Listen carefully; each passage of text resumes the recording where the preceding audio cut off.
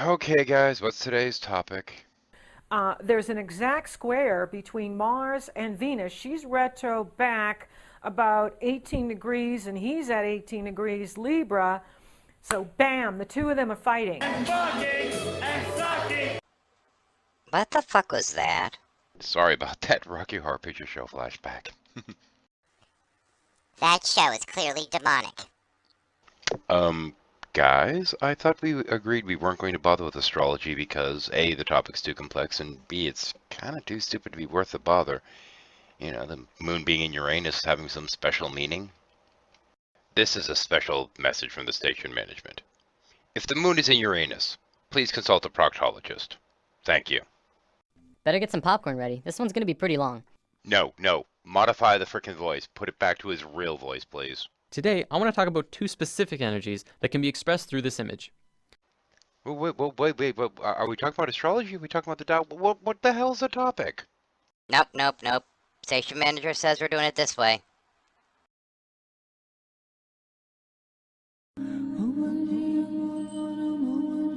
The last entire video was dealing with teal swan. What the fuck, guys?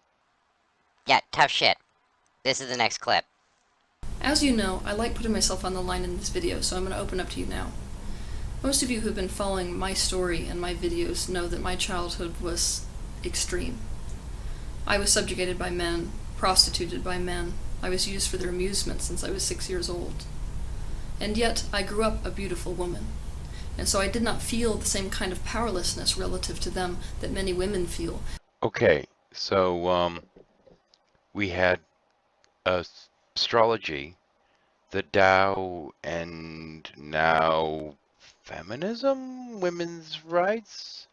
Okay, guys, I'm sorry, I'm lost. Give me something relevant, man. Come on. Two whole people that help each other set each other free, not that you cling on to each other and make each other a slave. Yeah, not enjoying the guessing game. Come on, what the fuck? It's like looking at a child, and we all love looking at children. Okay, so far we've got pedo planet fucking feminist slaves yin yangs? What the fuck? Come on, out with it. Hey guys, so today we're going to be talking about the male and female energy and how to create one, how to unify them and think of it as unity rather than a duality. Ah, yeah, male and female energy. It's actually one of those notions that's really hard to escape when you're dealing with New Age crap. This notion of the divine feminine, the divine masculine. Now, granted, what these things represent and what have you, different people within this community don't necessarily agree on. As a species, we essentially have a male energy imbalance. I'm here to tell you today that this is not the truth at all. There is way too much of it. It is dominant and is constricting on the female side of the brain. So, there's nothing wrong with our female energy. We're just not really using it to potential. Our male energy is really messed up, and that's why we're where we are right now. We are not sitting on some kind of cosmic scale. And I can tell you firsthand that rising to power for women has nothing to do with decreasing in power for men. By where we are, I mean the economical, political, financial, religious, nuclear, dolphin and bee killing global war crisis. The balance that will be restored within humanity and on this planet Earth relative to masculine and feminine is about both rising into power. Well, I did kind of enjoy the woo-woo fighter thing there. Let's get some other people's takes on this before we get into the two of them. So, pretty much, I'm just going to explain the male and female energy real quick. Left brain is our male energy, and it is the logical, there's always a logical explanation behind everything. There's always a time and a place and an agenda, and the logical side. And then we have the female side, which is very free-flowing and creative and intuition and really feeling from yourself and what you really want. It's always struck me as kind of strange. A lot of time when people talk about the male and female energies and try to parse out what they mean, it always comes across as, well, frankly, a little bit sexist on both sides. For example, if a male has a lot of feminine qualities, he is likely to be called sissy, scaredy cat, gay. The same thing is true about the woman. If she has a lot of male qualities in her, she'd like to be called butch, dyke, all very distorted names. Now, yeah, they say that, we each have these energies in each of us, but you have more of one than the other and all this kind of stuff. But frankly, it still always struck me as kind of promoting certain stereotypes pertaining to the genders. But when we combine those two, we can live a very successful, beautiful, structured life that kind of helps keep us on track. I always kind of had a problem with that. As for this girl, though, isn't she a little young to be making videos? I mean, shouldn't she be sitting there instead of peddling woo crap, be going on and complaining about school or something?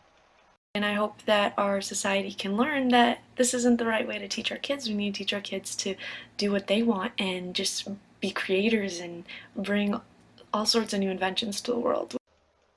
Oh, great. She's one of these indigo kids, isn't she? I've heard of the indigo girls, but what are indigo kids? We're going to have to discuss that next time, I guess. Okay, while you're watching this next clip, I want you to ask yourself, is this woman wearing some kind of weird turban, or did she just get out of the shower? I can't decide. How about you?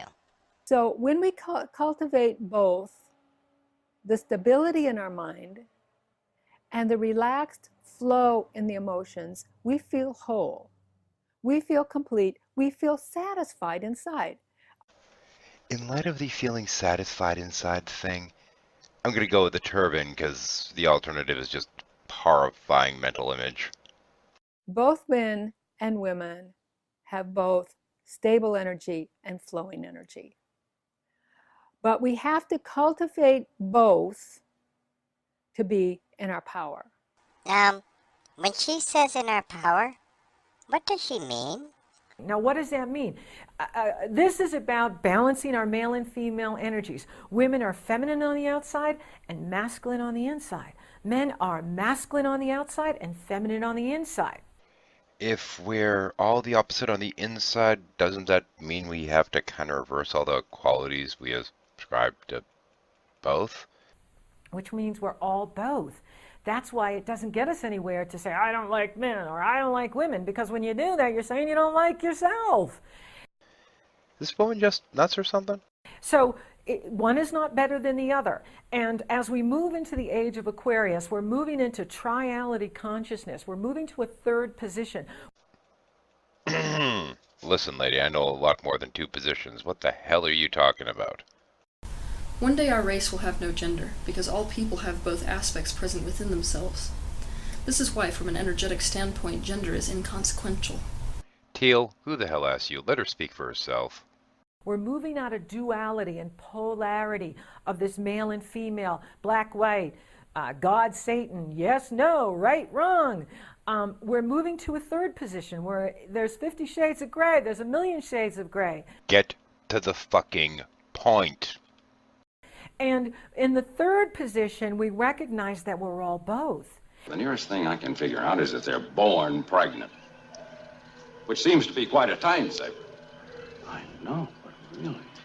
And that not only is one not better than the other, is that we need to be balanced in both.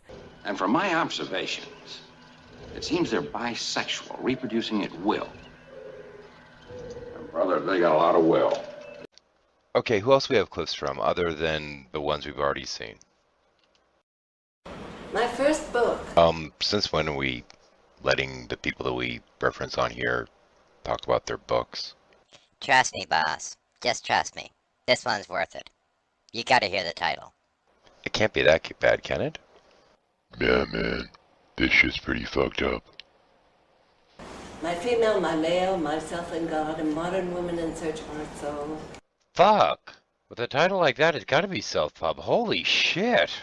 Oh. She said God. Is it about God? Is the book about God? deals with the female and male energies in one person. It is referred to as androgyny. Wait a minute. I thought being androgynous was a physical thing, not like what's in your head. Yeah, all the human gender stuff kind of confuses me. Let's go to the internet to see if we can find somebody who knows what the fuck they're talking about. According to Wikipedia, androgyny is a combination of masculine and feminine characteristics. Sexual ambiguity may be found in fashion, gender identity, or sexual lifestyle. And it is up to the human being to balance the male and female energies. The male-female energy in your head isn't gonna, like, make you look different. I don't get it. It has been my experience in my practice to help people with their genders. What the fuck does that even mean? And when they are balanced, they can arrive at a God center. Now, I'm not sure what all of that jibber-jabber means, but to me, androgyny has to do only with one's physical appearance. If you're balanced, you have a sense of self, you have a sense of wholeness, you have a sense of who you are. In my opinion, androgyny is a mixing of female and male characteristics in your clothing. Okay, so the woolly old woman is a crazy old bat. Got it. What do we have up next? I'm sending my energy right now to help you. I have the angels in the room with me, and we'll make it happen. Let's do it. I really do hate picking on kids, but this girl's a bag of cats.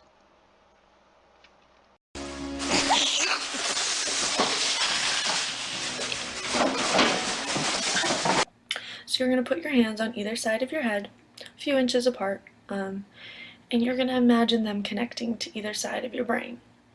The male and female energies that we all have.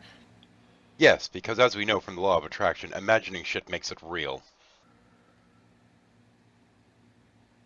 And now we ask and put the intention out there that we want our male and female energies to unify and become one whole part of us.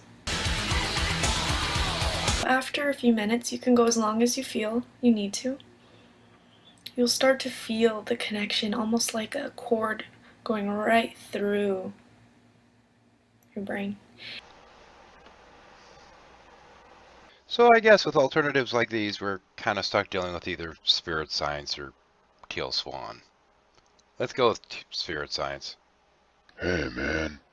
Why you want to mess with that guy when you can do it the hot chick, man? Really, do you have to ask? We need more hot chick, man. Okay, straight dope. In terms of this particular topic, teal does manage to make a good amount of sense. So, yeah, let's fuck with spirit science for a minute. The energy that flows here is male and female energy. Male energy is focused, and female energy is creative and random. Neither of them is greater nor weaker than the other, and both can be extremely powerful when fully manifested. In terms of the notions of masculine and feminine energies, frankly, I think they're kind of sexist on both sides. Female energy is the land of unbridled possibilities, creative potential, and affecting the universe from within. Focused male energy takes direct roads from point A to point B. This energy can be as strong as a tank, accomplishing tasks and going where it needs to go with precision and without distraction. I mean, these are stereotypes that are very well promoted within culture. And I find that to be a little bit of a problem. Both male and female energy, like the chakras, have their own traits. Male energy is linear, analytical, strategic, and practical. However, when male energy is constricted, it is very blundering and confrontational, and what tends to occur is not seeing all sides of a situation, or not being open to any other possibility other than the one being pursued. You can see a lot of that in today's society. Most commonly, we call it being closed-minded. Female energy, on the other hand, moves in curves. It does not stay inside the lines. It is creativity and movement and expression and emotion. It can do anything and go anywhere, but it has trouble sticking to schedule. If constricted, it can get out of its flow, running rampant between emotions and mood swings and ideas. The creativity could get jumbled and come out as an out-of-control mess. One big difference between the two is that male energy looks at parts and female energy looks at wholes. But it's even weirder when you get to the way the New Agers tend to parse it out. Before I go on, I want to make this clear. Male and female energy has very little to do with sexual orientation. Like, it's in the mix, but it's not a fundamental part of the energy itself. For example, if you look at the shape of male and female bodies, Men have straighter bodies, women have curvier bodies. We'll probably come back to this in a lesson down the road. That's really not quite where I was going with that, but okay.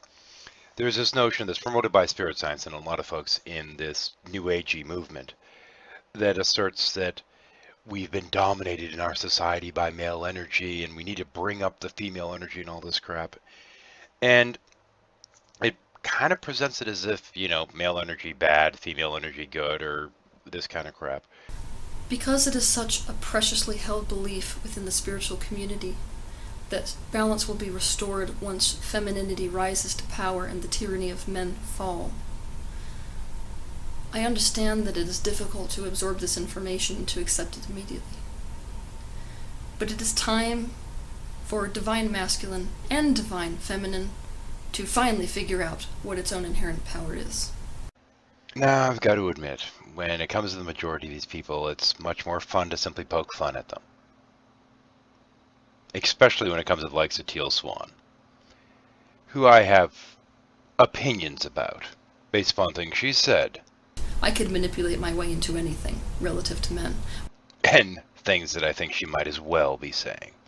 I've been told the world needs my spiritual guidance. People need to see things my way. In much the same way that a broken clock is right twice a day. Sometimes Teal Swan does manage to make a lot of sense. And frankly, that's more than I'll say for spirit science. Now I know what you're thinking. Wait a second. Masculinity has been in control and in power for thousands of years. What if I told you that isn't true? What if I told you that masculinity, divine masculine, has not actually ever reached its point of power? What if I told you the divine masculine has been acting from a place of powerlessness for years upon years? Men have stripped power from women for thousands of years. There is a big difference between gaining power yourself and stripping power away from another. When you strip power from someone else by brute force, by subjugation, you do not increase your power one bit. Women have made a major mistake, and that mistake is to want to do the same thing to men that men have done to us for centuries. To take our power back by demasculinizing them. We make an enemy of our gender, and yet we can't escape it. And the same goes for men. It's no different. I want you to think of this a bit like the yin-yang symbol, where you have perfect balanced opposites, each which contain some of the other, each which eternally stand in a flow of harmony. Moral of the story. It is time for divine masculine to be unleashed and to rise to its full potential and full power, in the same way that it is time for divine feminine to be unleashed and to rise into its full potential and full power. Now I should note, that last clip from Teal Swan was highly edited. There's a lot of craziness in the midst of that, we'll just say. A lot of weirdness and what have you. We're talking about Teal Swan. But that there kind of summarized what she was attempting to say over the course of the video.